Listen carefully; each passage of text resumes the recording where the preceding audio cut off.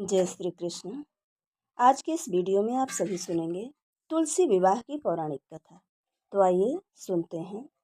हिंदू धर्म में तुलसी विवाह का बहुत ही महत्व है। यह अनुष्ठान भगवान विष्णु के चतुर्मास से जागने के अगले दिन किया जाता है। इस दिन तुलसी के पौधे की भगवान शालिग्राम के साथ विधि विधान से विवाह किया जाता है। हिंदू धर्म में तुलसी के पौधे को बहुत ही पवित्र और पूजनीय माना जाता है।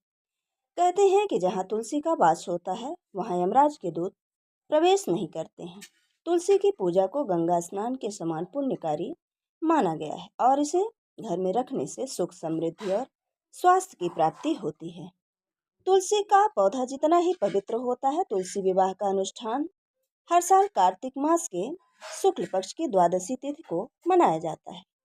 इस साल यह आयोजन 2 नवंबर के दिन किया जाएगा। इस दिन माता स्वरूप तुलसी के पौधे का दुल्हन की तरह श्रृंगार करते हैं और उनकी पूजा कथा और आरती का प्रसाद वितरित करते हैं।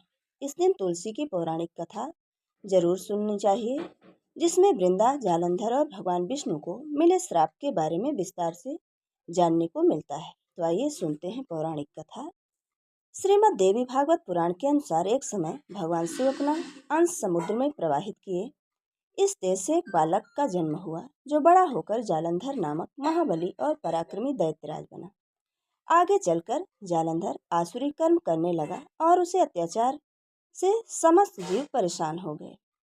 उसने सत्ता के गर्व में चूर होकर पहले माता लक्ष्मी को पाने की इच्छा से युद्ध किया और फिर देवी पार्वती को पाने की लालसा से कैलाश पर्वत पर आ गया।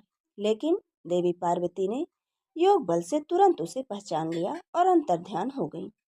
खुद पार्वती ने इस घटना की जानकारी भगवान विष्णु को दी। जालंधर अत्यंत पराक्रमी था। वृंदा एक धर्मनिष्ठ और पतिव्रता स्त्री थी। उनका सतीत्व ही जालंधर के पराजय होने का सबसे बड़ा कारण था।